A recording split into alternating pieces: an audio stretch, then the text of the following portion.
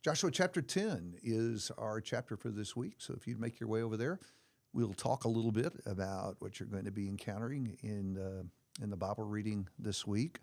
Actually, we've been saying for several weeks now that although Joshua is a book about the conquest, not a lot about military stuff and battles and stuff. It's been the stories, right? Yeah, the first 8 from chapter 2 to chapter 8 are primarily just about Jericho and Ai, and the whole point is really the contrast. You follow God completely; it's easy.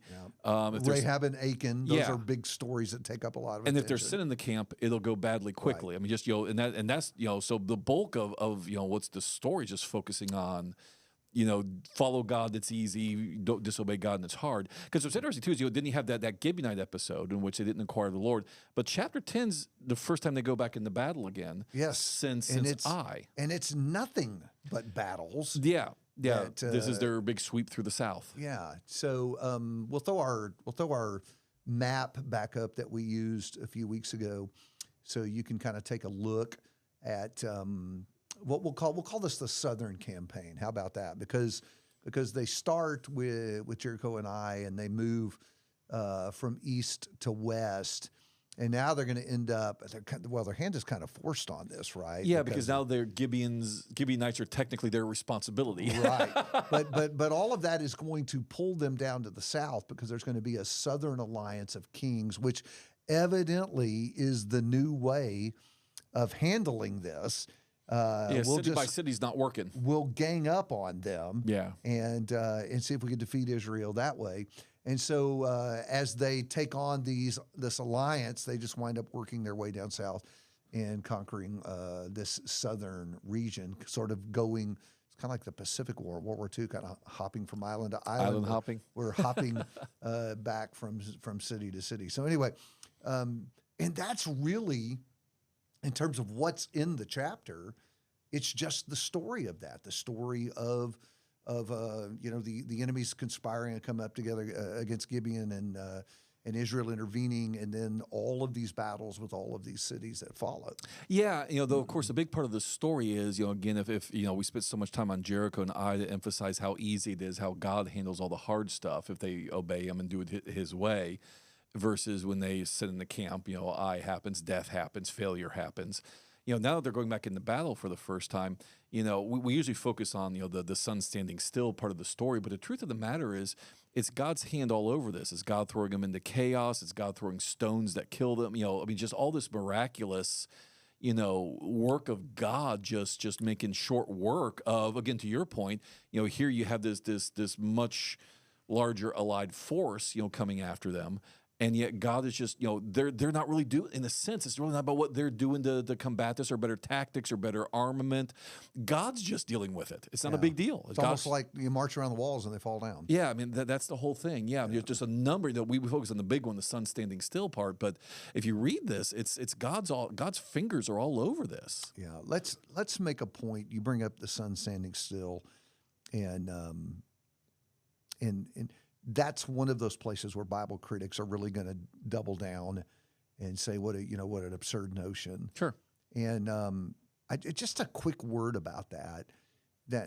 If Genesis 1 and 2 are true, this is no big deal. Yeah. This is people are critical. The Bible is offering up the absurd. Well, that's only because you begin with the presupposition that God doesn't exist. Right. If God is the creator, it's not difficult to make the sun stand still, and whatever He would need to adjust accordingly to make that work. Remember, the laws of nature, as we are really just our descriptive efforts to notice the regularity of how nature works. The invisible abstract laws of nature, gravity, speed of light, whatever, they only work because God wills it to be so. Yeah. I mean, we forget. I mean, we kind of, if we're not careful, even as Christians, we get caught in the scientific worldview, even if we're explicitly denying evolution. But we still get caught in the scientific materialist worldview where somehow God himself is bound to the laws of nature. The laws of Right. nature are themselves expressions of the will of God for his creation. Yeah. And so if God wants there to be light without what we consider to be the laws of nature that make light work a certain way, or the rotation of the earth, for the sake of the water not flying everywhere, the tides, God can do whatever God jolly well pleases, and it will all still work just fine because it's all grounded in his will that it is so, not the laws of nature. And that's why, by the way, I think this passage is a great place. One of the objections that sometimes people make to a non-literal, reading Genesis 1 is non-literal, is, well, if there's an evening and the morning, in the first 3 days before the sun, moon, and stars are created, then that's proof is also allegory. The problem is here's an example of the fact that you've got time and another thing going on just fine without the heavenly body's motions. Right. That's the whole thing. The heavenly bodies, or at least the sun and the moon. I mean, because somebody always wants to know, well, does that mean that the other planets stopped in their orbits? Or, I don't know. I mean, you're missing the point. Right. You're missing the point. The point is, but again, the laws of nature are not binding God either. God can make nature work with what we consider to be the laws. The laws are just our descriptions of the regularity of nature. There is nothing law about them from God's perspective. And the even bigger issue there was not to keep the lights on so they could finish the battle. The bigger issue is, I am the one that's giving you the victory. Well, yeah. You are able to pull this off because I am helping you defeat your enemies. And it is that demonstration that when you go with God, when you work with God, then God then gives you the victory. And that's what's really happening in the story. And again, just the ease of them taking the land when God's doing all the heavy lifting and all these, these miraculous ways. Yeah, and that is actually a point that's emphasized throughout this text. In fact, it's almost redundant in the text that they utterly destroyed the city as God had told them to do. And so now we have that contrast with Achan, who is taking stuff he's not supposed to take, right, and not following God's plan and God's order.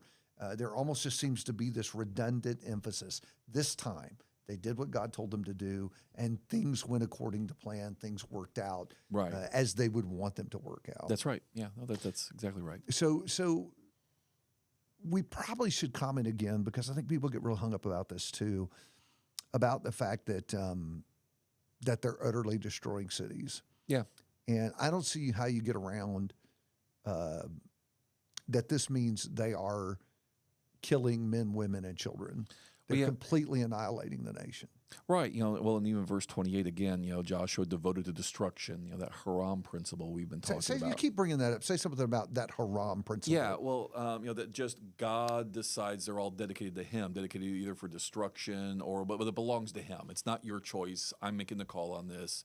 It's devoted to me, either to be set aside, but again, the way you often set living things aside to God was by killing them so that you can't reuse them, repurpose them. And of course, with people, whether it was, turning women into war brides or slaves or, whatever, but just, and of course, in this case, it's as much, the other parts of Deuteronomy and whatnot make clear. It's because God doesn't want them to become corrupted by the people's ways. Yeah.